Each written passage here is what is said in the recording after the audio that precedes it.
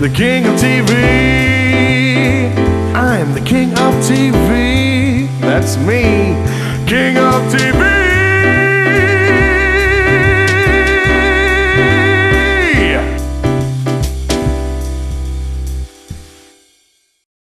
Hey everybody, welcome to the Paul Goebel Show video podcast. I am Paul Goebel, the king of TV. I'm here today with my good friend Sam Levine, who you may remember from his many roles. Probably the best, my most loved role was Freaks and Geeks. You might remember him with Freaks and Geeks, which brings me to really what I wanted to discuss with you. You have really become the go-to nerd in TV. Apparently I have. You've played the nerd on Freaks and Geeks, obviously, that 70s show. Mm-hmm. Recently you were on Entourage. What else were you a nerd? How I Met Your Mother. Yes. You were a nerd on that. On that. I find that I play one of two roles. I'm either the nerd or the mean nerd. Yes, on that 70s show you were a very mean nerd. Was indeed. But that must be nice because you get to add another level of nerdity. There's really nothing better than playing a jerk. Because sure. You could just take all the aggression out on the other cast members, and they even if you do it off camera, you just they're like, dude, what are you doing? I'm just getting into character. Right. I didn't really mean that you're a joke to your profession and that you take everything for granted. No, I didn't mean that. And your show blows. I didn't mean that at all. Right. I didn't mean that. I'm glad when I'm out of here because this show sucks. Right. And now when you work with other nerds, like this recently on Entourage. You had, a friend with you. Now, do you often give them tips on how to be a nerd, or what's the best way to go about it? Well, actually, on Entourage, that was the fantastic Adam Wiley, who really should have been giving me lessons in how to be a nerd. He has been a professional nerd, I think, since age 3. That's true. He was a nerd on Picket Fences when he was a young boy, and then he actually was he was a nerd in Beauty and the Beast on Broadway. Indeed, he was. Right? He was I think they're all nerds. Yeah, I guess. The kind of Beauty and the Beast. If you're in that, yeah. Well, anyway, he was fantastic. He didn't need. He's a funny kid. Yeah.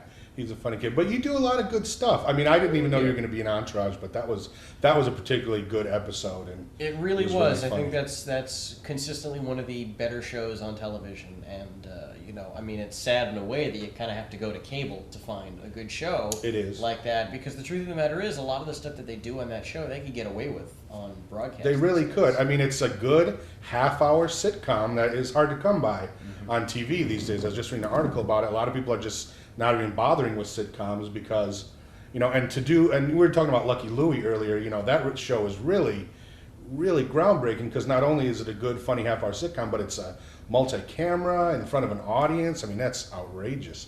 Now, do you find, obviously you figured out a long time ago this was pretty much your type. This is the guy you're going to go out for. Figured it out, got pigeonholed into it, sure, whatever you want to phrase it. Put it. Now, how old were you when you were on Freaks and Geeks? I was 17 years old.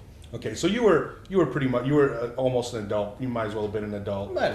And but as opposed to John Daly, who was 14. He was 14, so he was really still a kid. Yes. And you look at him now; he looks almost nothing like he did. Not at all. He and I go out together, and they only recognize either one of us from the show. They never realize it's both of us. Yeah. Because they either think time has stopped and I'm still Neil, or it's been many, many years and this tall kid used to be John, and whatever happened to the other kid? Where's that other kid, Neil? We don't know. Where's your big brother?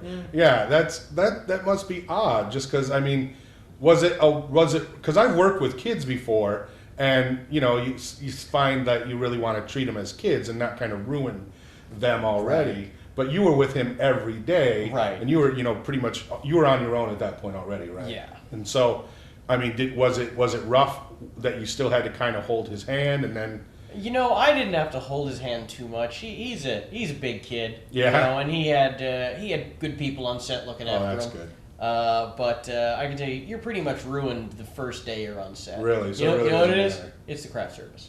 Yeah, that's true. Hey, you don't need to tell me about that. I'm just if I gotta have the PAs shock me every time I walk back over there. It's brutal, man. It'll kill you. What's even worse is if you're not even on camera. That's the worst. Is when you're not on camera during a show. I know I used to write for a lot of shows, and what is there to do when you're not on camera besides hang out by craft service? Eat and tell sex stories. Really is all people do on set. As far as I don't even know how projects get made. Quite frankly. Well, speaking of projects, you got some stuff coming up you wanted to talk about? I got a little horror film for the kids. Yeah? Called Pulse.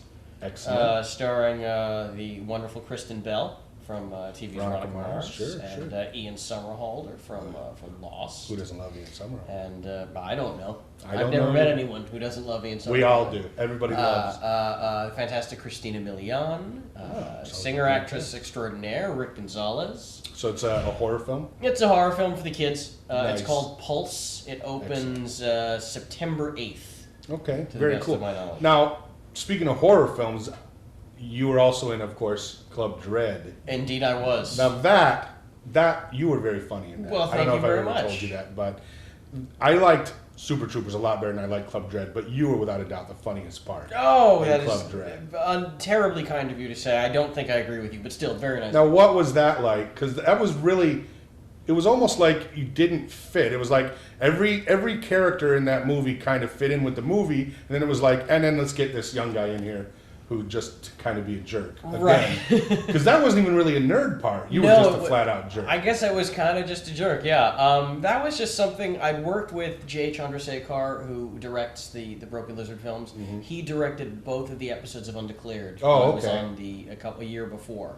Yeah, and that's so great. he and I got to know each other there, and that role in Club Dread was written in the script before, I think even before Undeclared happened, so it wasn't something that they wrote for me, it was just something that I happened to fit, the type Oh, for. it was so perfect, and it was nice because it wasn't really a nerd role, and it was really something I hadn't seen you do before. But it was super funny when you yelled "legalize it" to Jay. That is my favorite line in the movie. It is a good one. I'd say it's super those funny. guys, they are kind of the kings of improv. Those Yeah. guys. They just go rampant on set, and it's a lot of fun. Some great stuff. Yeah, he does. He's a great director too. That guy. Jay is a terrific director, Hilarious. and they've got a whole bunch of new stuff coming out, so I'm looking forward to it. All right. Well, this is my friend Sam Levine once again. You can find him. Oh, he's all over the net, right? Apparently, I don't know. Google it. You'll be more shocked than I am. He's all over the place. But this is the Paul Goebel Show video podcast. Thanks for tuning in. Goodbye.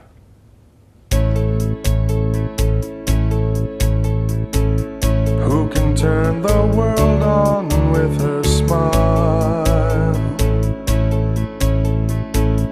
Who can take a nothing day and suddenly make it all seem worthwhile? Well, it's you, girl, and you should know it. With each glance and every little movement, you show it. Love is all around, no need to waste it. You can have a town, why don't you take it?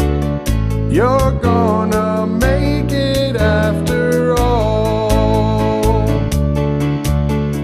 Love is all around, no need to waste it. You can have a town.